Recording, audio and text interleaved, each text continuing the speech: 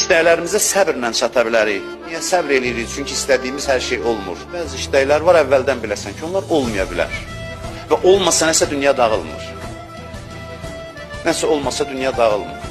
Görürsən, insanlar deyir ki, hadisələr heç, hamısı işlərim, hamısı tərs gətirir. Bilirsiniz nə üçündür bu? Allah insanın baxışını düzəltmək istəyir ki, bir yerə çatasan ki, hadisələr tərs gətirdi, düz gətirdi, fərq eləməsin sən üçün. Bu biganəlik, biveclik deyil.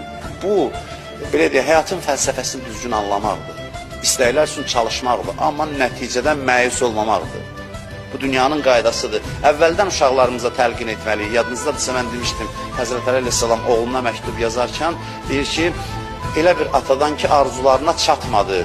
Biz isə uşaqlarımıza deyirik ki, oğlum, nə istəyirsən Allah onu yetirsin, arzularının hamısına çatasan. Uşağa başa salmaq lazımdır ki, dünyada, bu dünya sənə bütün arzularını vermək gücündə deyil.